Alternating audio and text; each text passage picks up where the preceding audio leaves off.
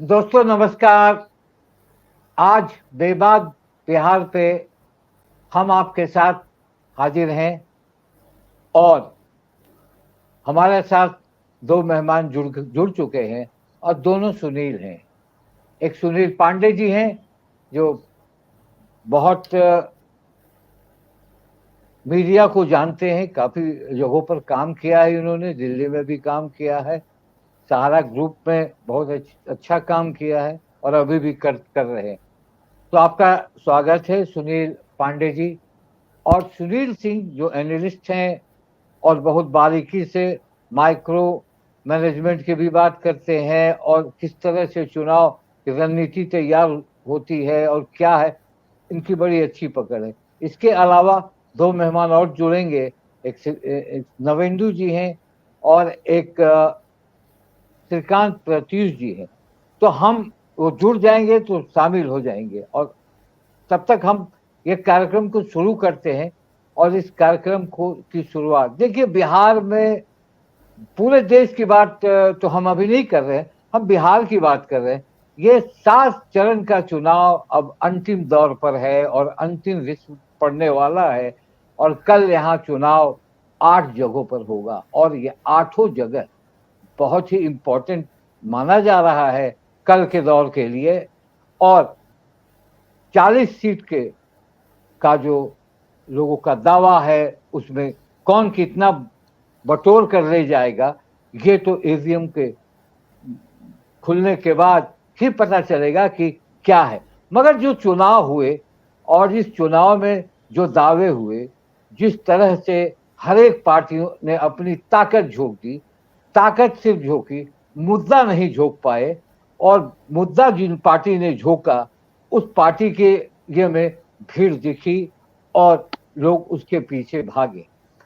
तो हम ये कहते हैं कि अभी जो बिहार में एक तो 7 चरण का चुनाव बहुत उबाऊ हुआ, बहुत तरह के आरोप प्रत्यारोप, बड़े तरह की जुबान फिसलने वाली बात होती रही और जनता ठगा हुआ महसूस किया।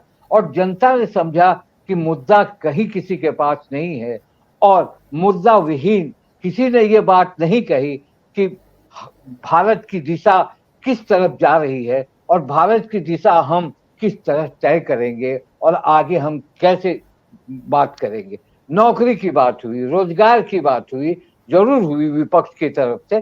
तो नौकरी और रोजगार की बात में युवाओं का एक बड़ा फौज दिखा और वो फौज दिखा। अब वो कितना कन्वर्ट करता है अपने को, ये देखने वाली बात है।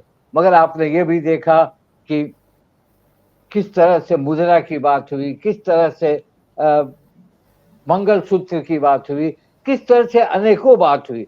विपक्ष ने भी बहुत सारे ऐसे मुद्दे हैं, बहुत सारे ऐसे बातें उनके तरफ से भी हुई। मगर सवाल यहाँ ये उठता है कि क्या ये बिहार का जो चुनाव है, ये देश का भी चुनाव है, ये देश का चुनाव है। बिहार में हम ये कह रहे हैं कि बिहार के 40 सीटों पर हमने भी अपना वोट दिया, आपने भी दिया, आपने भी दिया वोट। मगर क्या स्थिति है? और ये 8 में जैसे पटना साहिब है, पाटलिपुत्र है, आरा है, बक्सर है, काराकाट है, सासाराम है, इन सारे जगहों पर जो चुनाव हुए, होने वाले हैं, ये फाइनल फेज है और इसमें बड़े दिग्गज लोग भी है बिहार। तो हम इस चर्चा की शुरुआत करते हैं कि अब कल के बाद भले एग्जिट पोल आएगा विभिन्न टीवी चैनलों में और उसके बाद 4 तारीख को जब ईवीएम खुलेगा तब पता चलेगा कि हमारी देश की जनता ने किसे सही माना है, किसकी कमजोरी देखी है, किसको कम किया है, किसको ज्यादा किया है, ये सारी बातें आएंगी। तो हम शुरू करते हैं आज। पहले तो हम सुनील पांडे जी, चूंकि वो आरा में हैं और सुनील पांडे ने पूरे चुनाव को बहुत बारीकी से देखा है और बहुत सारे चैनलों में समीक्षा भी की है। तो मैं ये कहूंगा कि सुनील पांडे जी, आप ये 7 चरण के उबाऊ आपने देखा, वोट प्रतिशत भी जिस तरह से होना चाहिए, देश की जनता में जिस तरह से आप वोट के प्रति जागरूकता अभियान भी चलाए, वो जागरूकता जो होनी चाहिए वो हुई नहीं, और बहुत बढ़ोतरी नहीं हुई वोटिंग में। ये इसकी वजह क्या है? और अब ये जो चुनाव अंतिम शेप में आ रहा है, आप क्या कहेंगे? हम शुरू करेंगे आपसे, क्योंकि आप आरा में हैं, तो आरा का क्या आरा है, बगल में काराकाट है और उसके बगल में बक्सर अच्छा भी है। तो आप बताएं कि क्या लग रहा है आप? सर, पहली बात कि आपने 2-3 मुद्दों पर छोटा छोटा मैं अपना विचार रखूं। चुनाव में पार्टिसिपेशन कम होने के कई कारण हैं। एक तो आपने बहुत अच्छा कहा कि मुद्दा विहीन ये चुनाव था। 7 चरणों में पहली बार चुनाव नहीं हो रहा है। समय थोड़ा लंबा जरूर रहा, लेकिन ये 7 चरणों तक चुनाव होता रहा है देश में।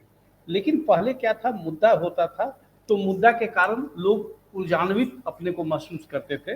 लोगों में एक ये होड़ सी लगी रहती थी कि चुनाव में हिस्सा लेना है। मुद्दा विहीन होना चुनाव के प्रति रुझान को कमी लाने में एक बहुत बड़ा कारण है। दूसरा मौसम है। आज खुदकिस्मती से मौसम बदला है और उम्मीद करते हैं कि कल जब अंतिम चरण का चुनाव होगा तो शायद बढ़िया वोटिंग हो, यह मैं मानता हूँ। अब रही बात कि आरा की क्या स्थिति है, आरा के साथ साथ मैं शाहाबाद पूरे क्षेत्र का विश्लेषण कर सकता हूँ, यदि आपकी इजाज़त हो। शुरुआत आरा से मैं करता हूँ।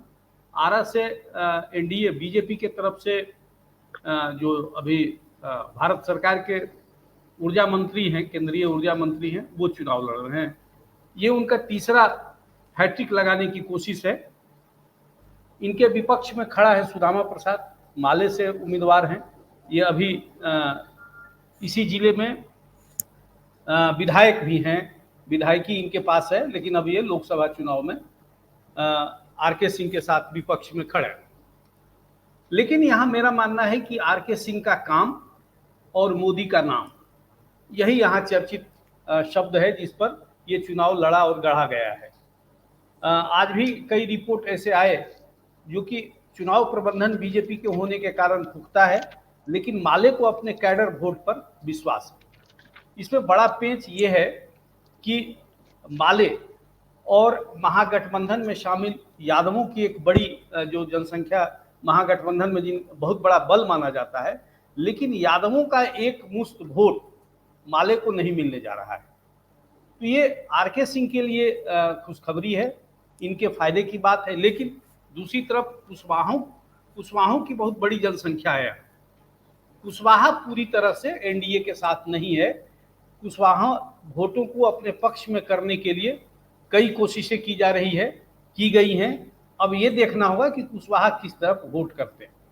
तो एक तरफ कैडर के मामले में बीजेपी भी उतना ही सख्त है, टाइट है जितना कि माले है। वोट परसेंटेज यहाँ यदि कम होता है तो आर के सिंह के लिए वो निगेटिव माना जाएगा। मैं मानता हूँ कि वोटिंग परसेंटेज यदि ज़्यादा होगा तो आर के सिंह की जीत और आसान हो जाएगी, अंतर बड़ा हो सकता है। जीत में मैं मानता हूं कि जीत में कहीं कोई संदेह नहीं है। आर के सिंह इस क्षेत्र में काम किए हैं और काम को लेकर उनकी एक बहुत बड़ी वाहवाही क्षेत्र में हो रही है, और एक cross of caste and creed, religion, इनके समर्थक हैं। और यदि ये वोट के रूप में तब्दील होता है तो आर के सिंह को हैट्रिक लगाने में कोई नहीं रोक सकता है। ये हुई आरा की बात। पांडे जी, एक मिनट दीपक जी, पांडे जी से एक सवाल मेरा होगा कि आरा में दलित मतदाताओं की संख्या बहुत ज्यादा है और दलित वोट किधर जा रहा है ये बड़ा महत्वपूर्ण होगा। सवर्ण तो आर के सिंह की तरफ जाएंगे, इसमें कहीं कोई शक शुबा नहीं है, लेकिन सुदामा प्रसाद चूंकि 97 से हैं और लगातार तरारी से विधायक वो होते रहे हैं और मजबूत कैडर रहा है माले का वहां पर आरा में, तो ये बड़ा महत्वपूर्ण होता है कि दलित मतदाता किधर जाता है। ये इस पर जरा आप यदि कुछ बोल सकें।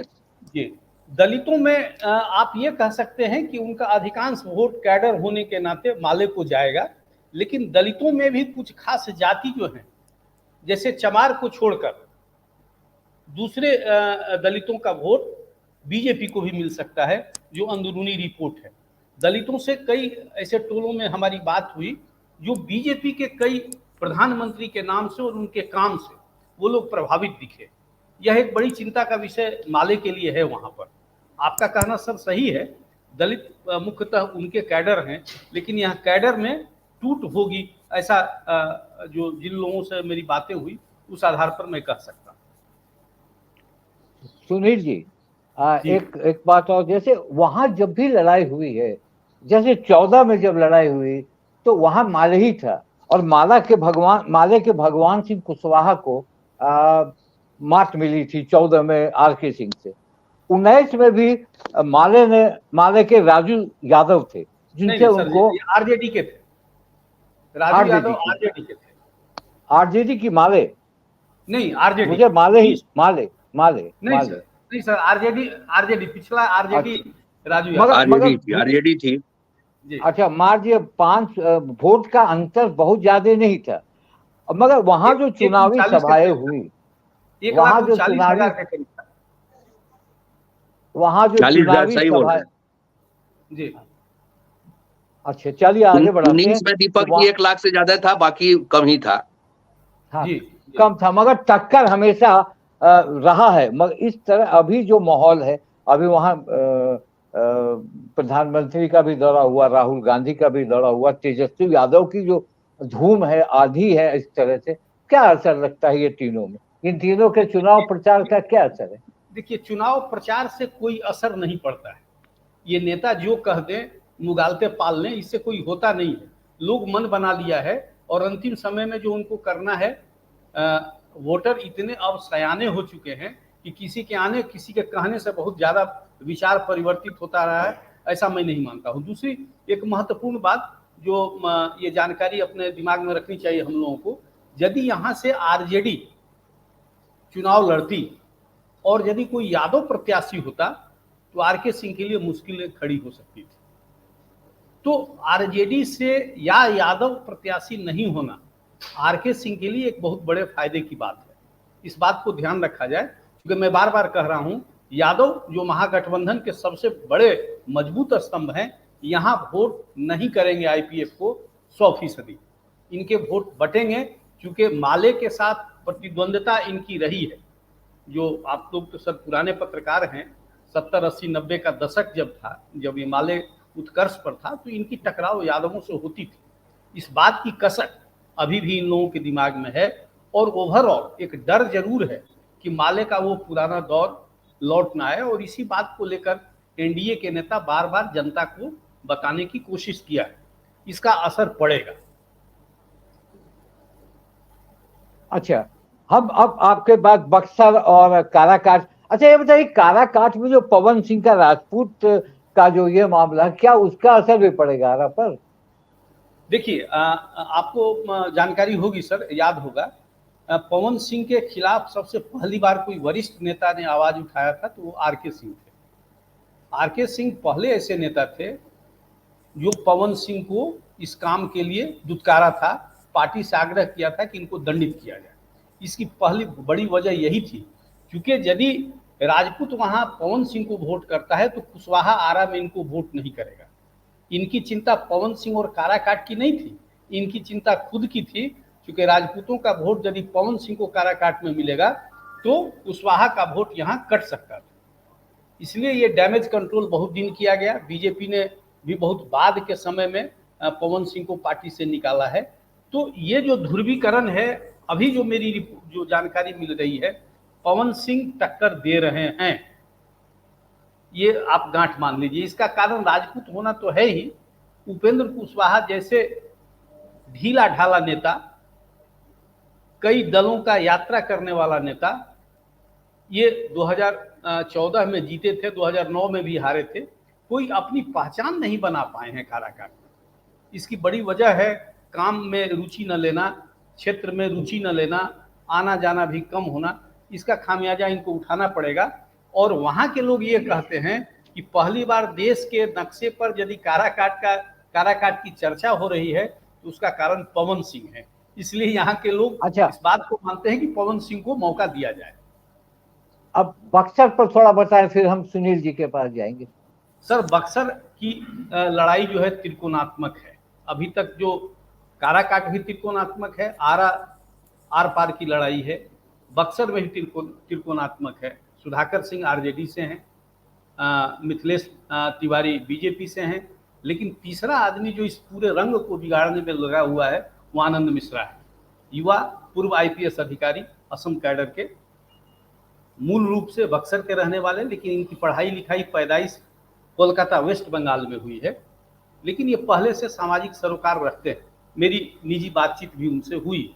अब किस मुगालते में आके वो आईपीएस की नौकरी छोड़ा, किसके कहने पर छोड़ा, और बक्सर जैसे ब्राह्मण बाहुल्य इलाके में अपना दावा पेश किया इस शर्त पर कि हम यहाँ के लोकल हैं, युवा हैं, पढ़े लिखे हैं, हमको मौका दिया जाए।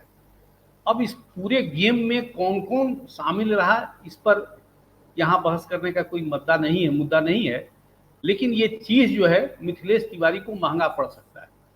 ये सरदर्द पूरे बीजेपी के लिए। बक्सर में जैसे अभी सुनील पांडे जी बता रहे हैं, वहां पर यदि आनंद मिश्रा जी हैं जो भाजपा को, मिथिलेश तिवारी जी को परेशान कर रहे हैं, तो वहां पर ददन पहलवान भी हैं। बिल्कुल, वो भी दूसरा भी बहुत महत्वपूर्ण फैक्टर है जो सुधाकर सिंह जी को परेशान कर रहे हैं। सर बिल्कुल सही बात है, लेकिन ददन पहलवान का जो इलाका है सर, वो बहुत सीमित इलाका है जहां उनका प्रभाव है। आपकी चिंता वाजिब है, ये चर्चा आम लोगों में है कि जितना उधर कटेगा उधर, इतना उधर कटेगा, माने लड़ाई फिर 1 to 1 हो जाएगी। लेकिन मेरा मानना है जी, ददन पहलवान का प्रभाव क्षेत्र कम है आनंद मिश्रा के बनिस्थ। एक तो जनसंख्या ब्राह्मणों की ज्यादा है, मतदाताओं की, इसका प्रभाव पड़ेगा, और यादवों में भी पूरे इलाके में ददन पहलवान का बहुत अच्छी पकड़ नहीं है, तो इसलिए ज्यादा लॉस होता दिख रहा है मिथिलेश तिवारी। मगर ये कहना था कि जिस तरह से आपने कहा, देखिए बक्सर एक ऐसा कंस्टिट्यूएंसी है कि आईपीएस के अधिकारियों को धारता नहीं। आपको याद होगा कि गुप्तेश्वर पांडे ने वॉलंटरी रिटायरमेंट लिया और बड़ी इच्छा से वहां गए, उन्हें टिकट नहीं मिला। आनंद मिश्रा असम कैडर में थे, वहां भी उनको कहा गया कि आप जाएं, उन्होंने भी रिटायरमेंट लिया, उन्हें भी टिकट नहीं मिला। तो आईपीएस को बक्सर धारता नहीं। बक्सर का मुकाबला बहुत ही संघर्षपूर्ण है।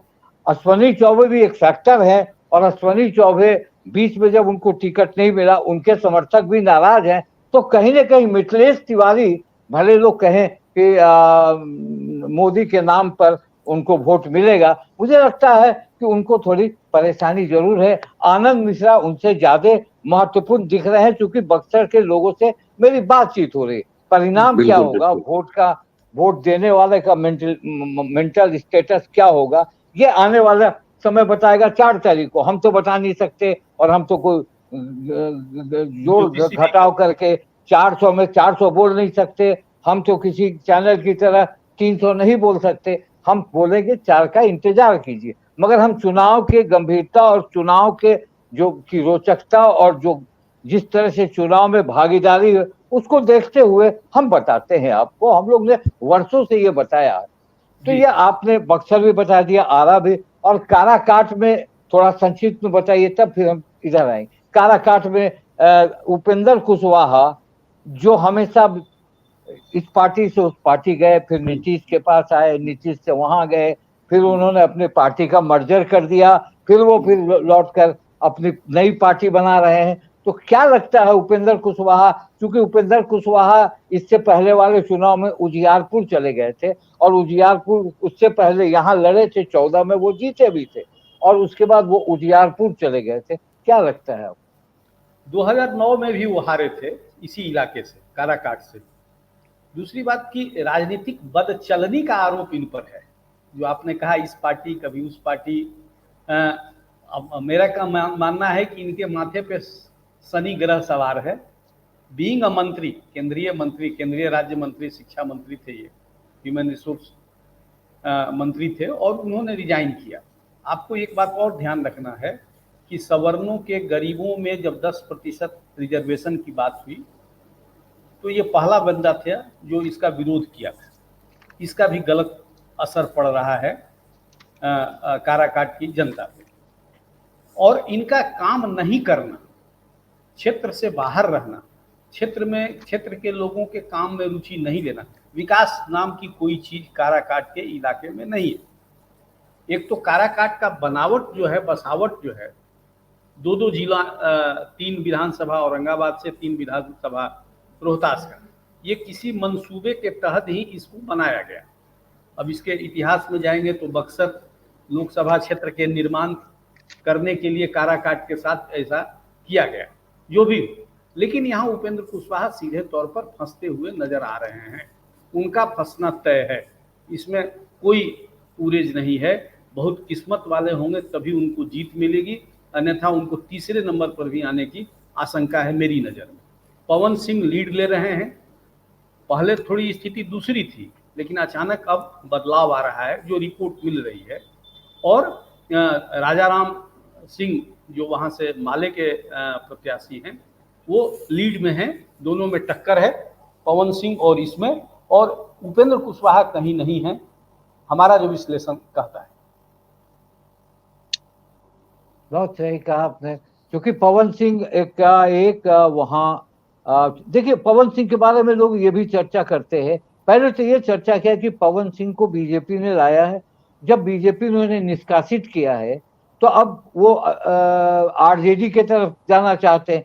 तो इस दोनों के चक्कर में माले के उम्मीदवार को महागठबंधन के, आरजेडी के लोगों से कैसा सहयोग मिल रहा है?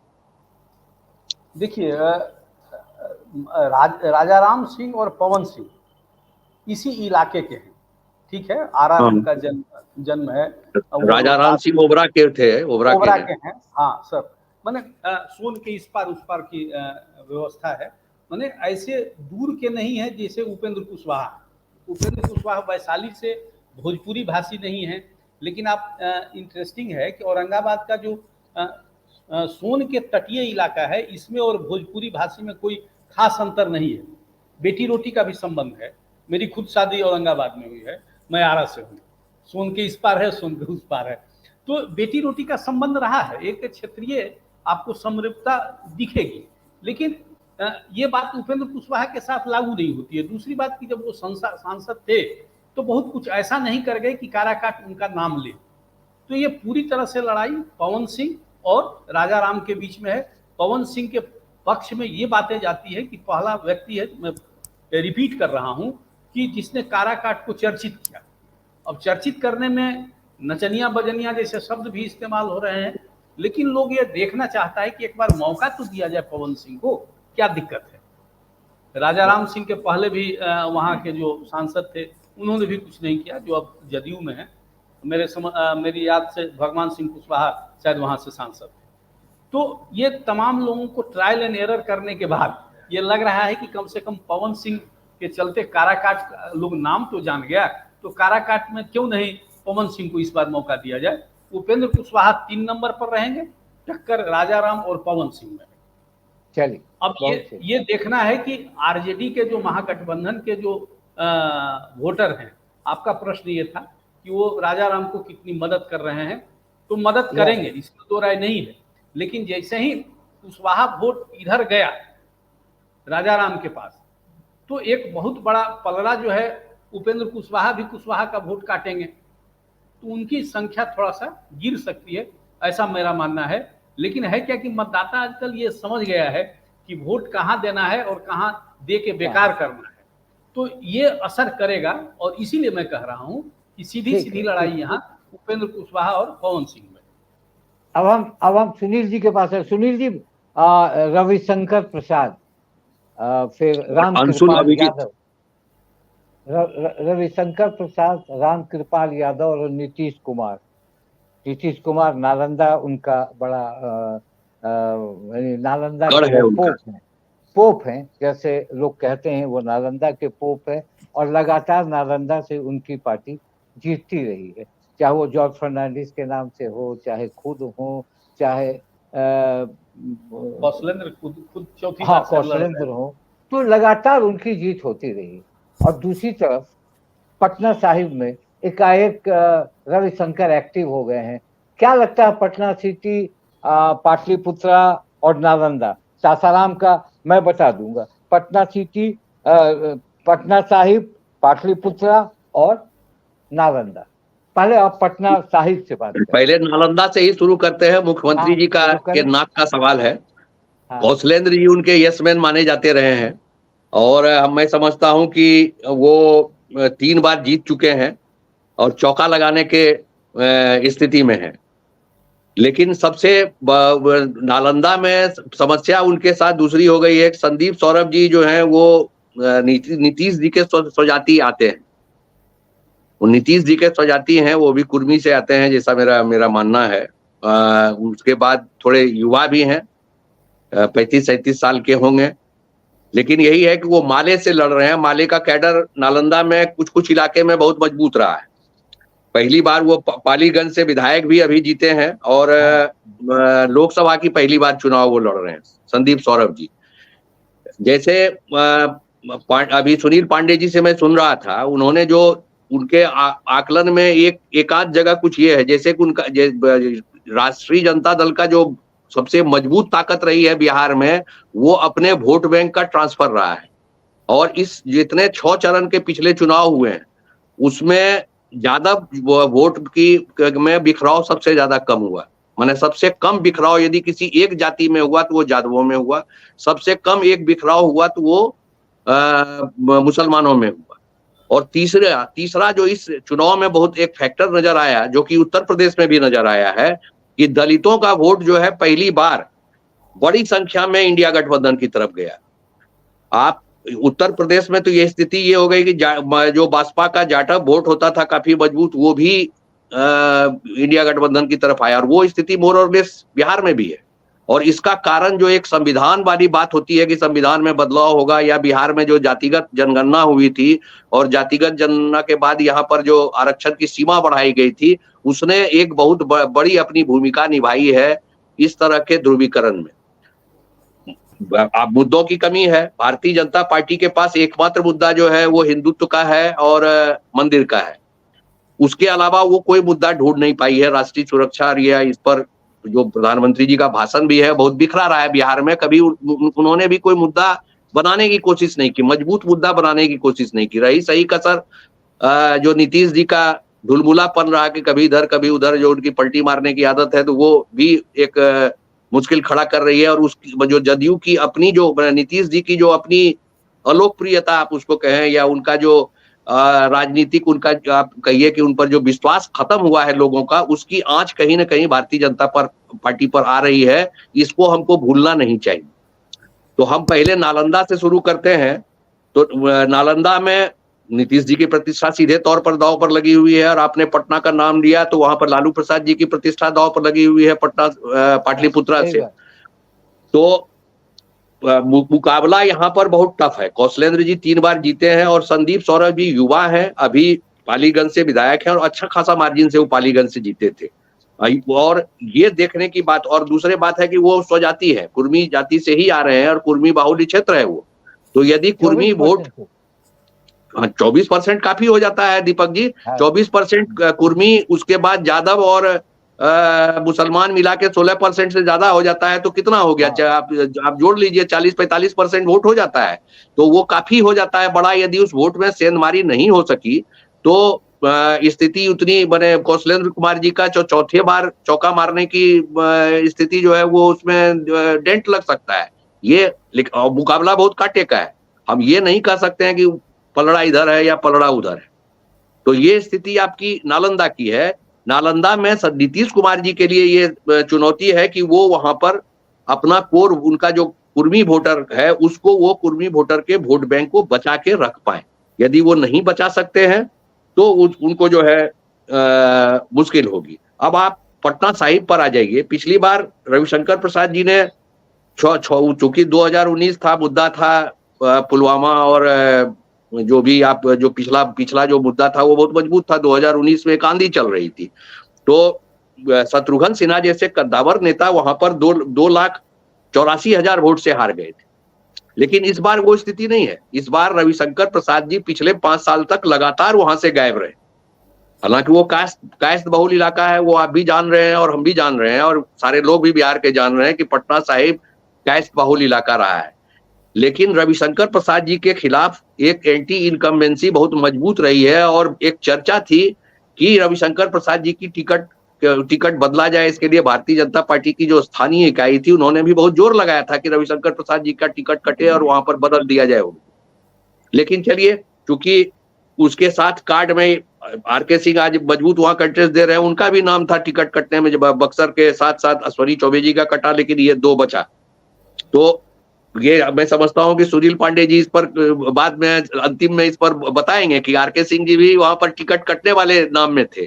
तो इन लोगों के खिलाफ ये बहुत बड़ा स्थानीय तौर पर ये मुद्दा रहा था कि ये दोनों के दोनों सांसद क्षेत्र में जो है बहुत कम नजर आते हैं।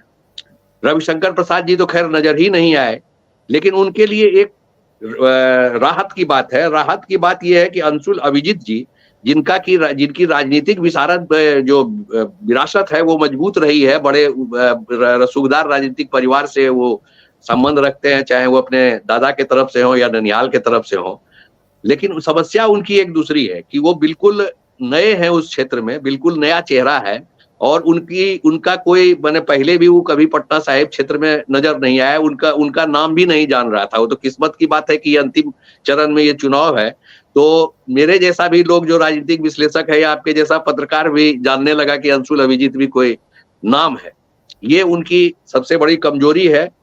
लेकिन अंशुल अभिजीत जी की सबसे बड़ी मजबूती ये है, आप भी जान रहे हैं कि बड़ा सा जल्ला क्षेत्र है, यादवों की संख्या बड़ी मजबूत है और मुसलमानों की संख्या भी बड़ी मजबूत है। और मैंने पहले भी कहा है कि सबसे कम डेंट एनडीए मार पाई है इसी 2 कोर वोट बैंक में। और यदि कायस्तों का वोट एकमुश्त नहीं पड़ा और उसमें उदासीनता रही, तो रविशंकर प्रसाद जी के लिए राह बहुत आसान नहीं रही। ये मेरा आकलन है। एक सवाल, आपने अभी कहा कि अंशुल जो है नए हैं और पहली बार आए हैं, मगर पटना साहिब का एक अलग इतिहास देखा हमने पिछले 2020 में, आपने भी देखा होगा। प्रवीण कुशवाहा जो भागलपुर के हैं, उन्हें नंदकिशोर के खिलाफ लड़ाया गया और वो भी नए थे, वो पहली बार गए थे और उन्होंने बड़ी जबरदस्त टक्कर दी थी नंदकिशोर यादव को।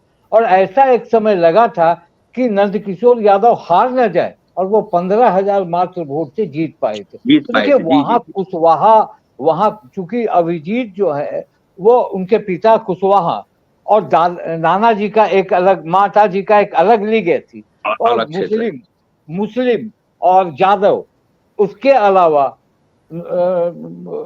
रविशंकर से रूठे हुए जो मतदाता है वो, तो मुझे जो सूचना मिल रही है कि अब धीरे धीरे वो बहुत गैरब कर रहे हैं।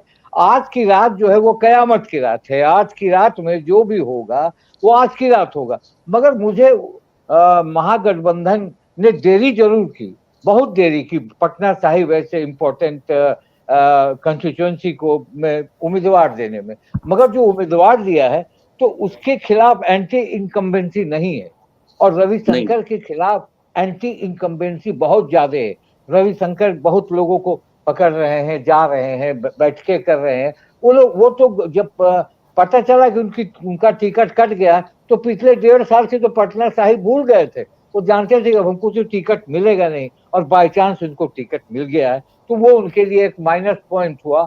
और मेरा ये कहना है कि ये लड़ाई भी अच्छी होगी, मैं ये नहीं कह रहा हूं, ये लड़ाई अच्छी होगी। आगे बताएं सुनील जी।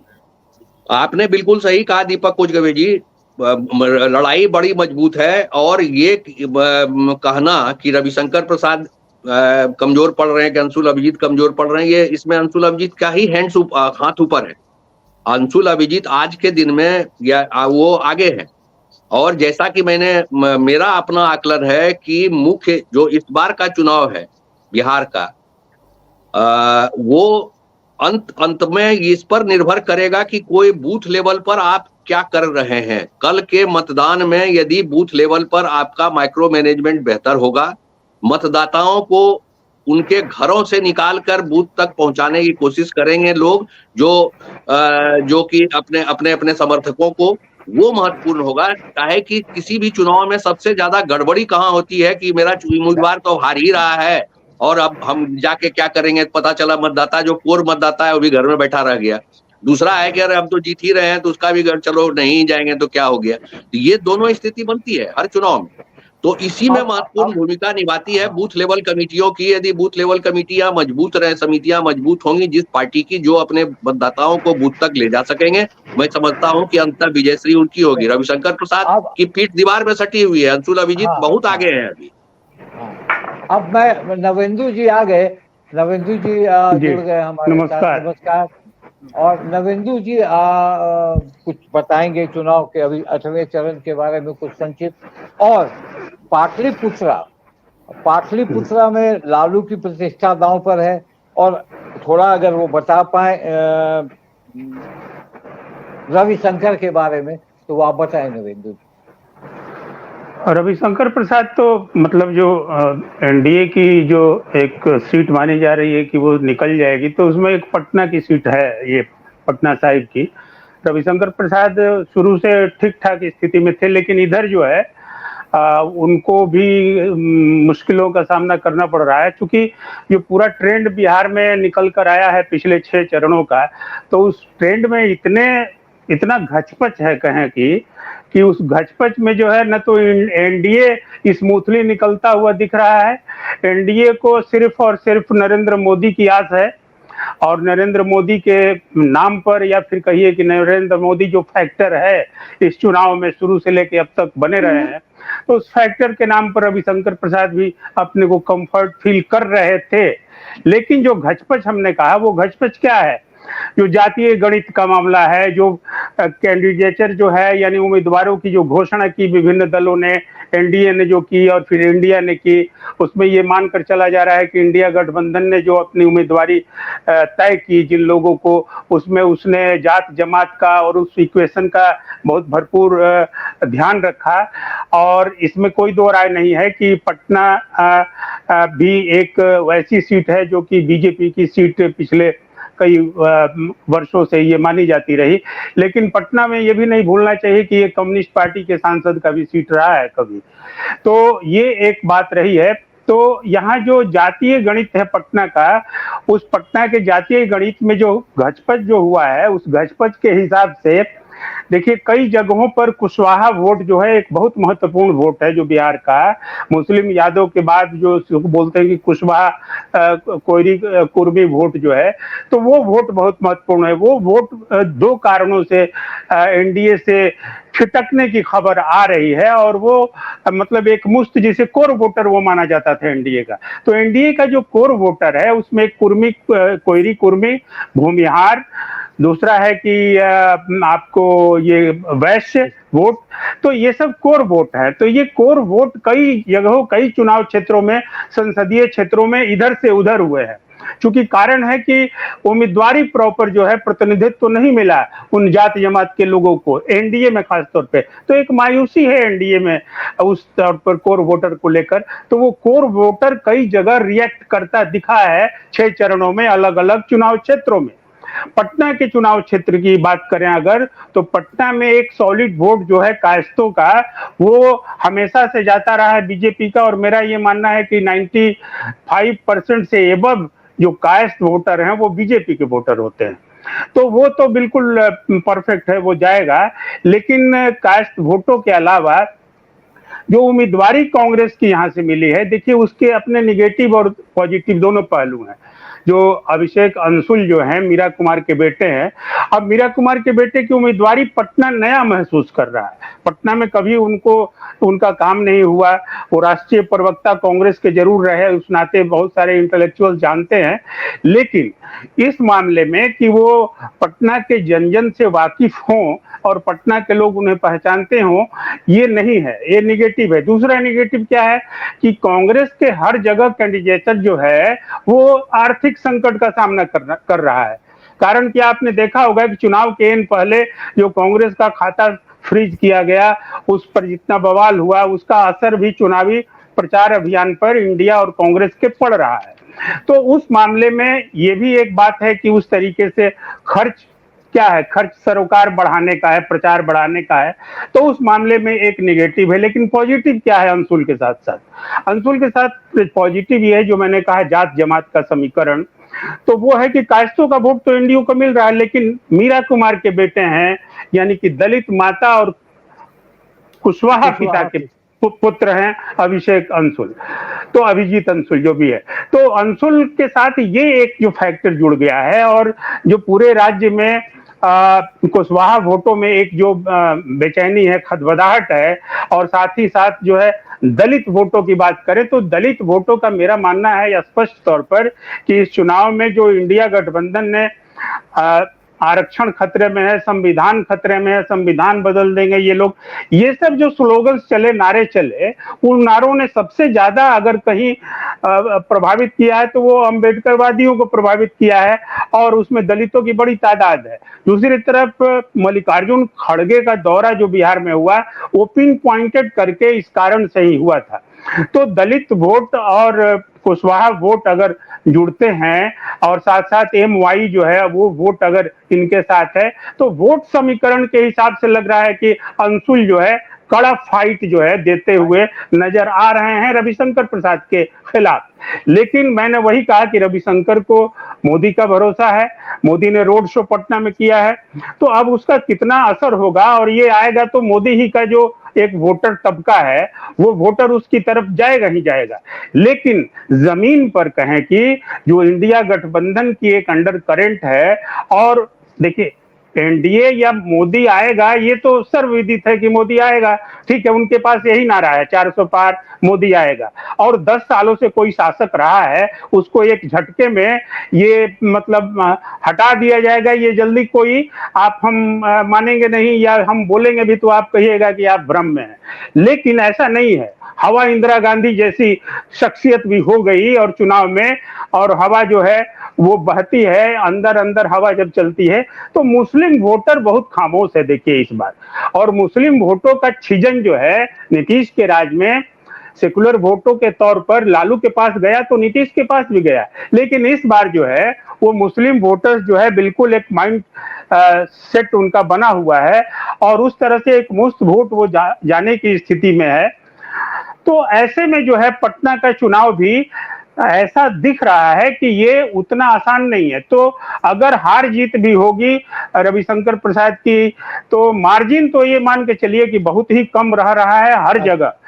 अगर वोट एनडीए को पड़ा भी है लेकिन मुकाबला इंडिया का जो रहा है उसमें सीटों की बात अगर करें, इन 8 सीटों की जिन पर चुनाव कल हो रहे हैं, तो इन सीटों में पटना में भी मार्जिन कम रहेगा। दीपक जी, पाटलिपुत्रा के बारे में चलते चलते बता दीजिए। पाटलिपुत्रा भी, पाटलिपुत्रा की सीट लालू लगातार कोशिश में है 2009 से कि पाटलिपुत्र जीत ले, मगर उन्हें कामयाबी नहीं मिल रही। 2009 में वो रंजन प्रसाद यादव से हारे, 14 में मीसा रामकृपाल से हारी, फिर 19 में मीसा रामकृपाल से हारी, और अब फिर मीसा और रामकृपाल की टक्कर है। क्या लालू का ये सपना पूरा होगा कि उनको पाटलिपुत्रा मिल जाए? अब तो ये रिजल्ट बताएगा, भविष्यवाणी तो कर नहीं सकते हैं, लेकिन जो स्थिति है पाटलिपुत्रा की वहां भी बिल्कुल समझ लीजिए कि रामकृपाल यादव का वो 2 दफा से वो बिल्कुल वो सीट उनकी बनी हुई है, लालू प्रसाद भी वहां से हारे हैं, ये सारी बातें सच्चाई है। लेकिन वो होता है ना कि 2 बार के बाद तीसरी बार का ये चुनाव है। अब तीसरी बार का चुनाव है तभी तो मोदी भी मुश्किल में फंसे हैं कि तीसरी बार वो कहा जाता है ना कि भगवान भी जो है वो 2 बार माफ करता है, तीसरी बार माफ नहीं करता है। तो जनता जो है जनार्दन है, अगर तो जनता उस तरीके से देखेगी, अगर मान लीजिए कि आपकी गलतियां नहीं है, माफ करने लायक है तो माफ भी कर देगी, लेकिन अगर गलतियां हैं तो माफ नहीं करेंगे। रामकृपाल वैसे सरोकार के नेता माने जाते रहे हैं और रामकृपाल जो है पाटलिपुत्र में इस बार भी बहुत ही मजबूती के साथ लड़ रहे हैं, और उनके साथ जो सबसे बड़ी बात है कि वो गहरे सरोकार के नेता हैं। तो मीसा भारती का फिर वहां मुकाबला है। तो एक देखिए हो क्या रहा है कि इंडिया गठबंधन ये नहीं भूलना चाहिए, अकेले कोई आरजेडी नहीं लड़ रही है यह चुनाव, इसलिए ये 19 का चुनाव नहीं है और ये 14 का चुनाव नहीं है। ये हमेशा भूल जा रहे हैं वे विश्लेषक तमाम जो कि बात ही शुरू हुई थी कि इंडिया गठबंधन बना ही क्यों था। इसीलिए कि 4 पार्टियों का वोट अगर एक साथ गैदर होता है तो उस गैदरिंग में वो तो वोट उठा ले जाएगा ना। रामकृपाल की जो हार जीत का मार्जिन रहा है 2019 में भी और 2014 में भी बहुत कम मार्जिन रहा है, अधिक से अधिक गया है तो 40-50 हजार गया है। 40,000 एक बार 40,000, एक बार 39,000, 39,000 यही है मार्जिन, बहुत कम है, छोटा मार्जिन। वही मैं कह रहा हूँ कि ज्यादा से ज्यादा गया है तो 40,000 गया है। तो अब आप सोचिए कि वो मुकाबला आरजेडी से हुआ करता था, मीसा भारती आरजेडी, आज वो मुकाबला जो है आरजेडी प्लस कौन है, माले है। माले बिहार की एक वैसी पार्टी है जो जनाधार की और मिलिटेंट पार्टी है, यानी कि जुझारू जनाधार वाली पार्टी है, जो वोट भी डालती है तो जुझारू ढंग से डालती है। तो माले का वोटर मिल गया, अब आपका कांग्रेस का जो वोटर है वो मिल गया। अब सुनने में जो आ रहा है कि जो मैं 2 वोटों के बारे में कह रहा हूं जो बिहार भर में इधर से उधर गचपच हुआ है, एक भूमिहार वोट और दूसरा कुशवाहा वोट। तो भूमिहार वोट और कुशवाहा वोट ये दोनों मान के चलिए कि उसका अगर 2% भी आ रहा है मीसा भारती को तो ये सीट मीसा भारती निकाल ले जाएंगी। तो रामकृपाल की जीत की आकांक्षा रखने वाले वैसे तमाम जो शुभेच्छु उनके हैं, मैंने कहा कि जन सरोकार के नेता हैं, लेकिन इस बार लग रहा है कि रामकृपाल भी बहुत मुश्किल में है। और ये जो जमात और वोटों का जो समीकरण है ये पाटलिपुत्र को इस बार लालू प्रसाद को पार लगा सकता है, मेरा ये मानना है। बहुत अच्छा। आज हमने चर्चा की, समय का अभाव है तो आज की चर्चा अच्छी रही, सार्थक रही। अब 7वां दौर कल समाप्त होगा। लोगों को लगातार चुनाव और परेशानियों का भी सामना करना पड़ा है और लगातार बिहार में जो चर्चा हुई, चाहे देश की है तो देश की चर्चा है, मगर बिहार के कॉन्टेक्स्ट में बोलता हूँ कि पूरे बिहार में चुनाव 7वां चरण, और ये उम्मीद करते हैं। एक बात ये दीपक जी एक बात और चलते चलते जो है ये देखिए, काराकाट और आरा की जो 2 सीटें हैं ना, ये दोनों सीटें भी एक दूसरे से उलझ गई हैं। वो उसी आधार पर उलझ गई हैं कि काराकाट का चुनाव सबसे दिलचस्प हो गया है और पूरे उस जाति जमात के कारण, चूंकि त्रिकोणीय संघर्ष है, उस त्रिकोणीय संघर्ष में अब ये तय होना ये है कि अगर मान लीजिए कि वहां पर राजपूतों ने वोट नहीं किया अगर कुशवाहा को, तो फिर समझ लीजिए कि आरा में कुशवाहा जो है वो वोट नहीं करने की स्थिति में है और राजपूत वोट को पवन सिंह वहां ले जा रहे हैं। तो ये एक मुश्किल आरके सिंह के साथ खड़ा हो गया है आरा में। और अगर आरा में कुशवाहा वोट अगर छिजन हुआ, क्षरण हुआ उसमें, तो ये मान के चलिए कि मैंने कहा कि सबसे बड़ा वोट बैंक में कुशवाहा वोट बैंक है, तो ये आरा में जो है आरके सिंह को मुश्किल में खड़ा कर सकता है। इसलिए वहां मुकाबिल है सीपीआई-एमएल के सुदामा प्रसाद जो विधायक भी हैं तरारी से, तो सुदामा प्रसाद एज लेते हुए निकल जा सकते हैं, लेकिन ये डिपेंड करेगा कल के उस मतदान पर कि मतदान का ट्रेंड क्या होगा। तो कल हम लोग अच्छी स्थिति में होंगे ज्यादा बेहतर बताने के लिए। जी बहुत बहुत धन्यवाद आप लोगों को, बहुत विस्तृत से बताया आपने। और कल का चुनाव आम जनता जो वोट देते हैं भारी संख्या में वोट दे और अपने सच्चे प्रतिनिधि को चुने, और कल जो वोट प्रतिशत होगा उससे वो कुछ आकलन हम कर सकेंगे कि आने वाला ये 8 सीटों पर क्या परिणाम आएगा। और फिर 4 तारीख को तो 4 तारीख है ही, बहुतों की नींद हराम होगी, बहुतों को चैन मिलेगा, ये सारी बातें होंगी। इसी के साथ हम एक कार्यक्रम समाप्त करते हैं। आप सभी को धन्यवाद करते हैं कि आपने बहुत बहुत शुक्रिया, नमस्कार। आप तमाम पैनल में शामिल मित्रों को बहुत बहुत नमस्कार।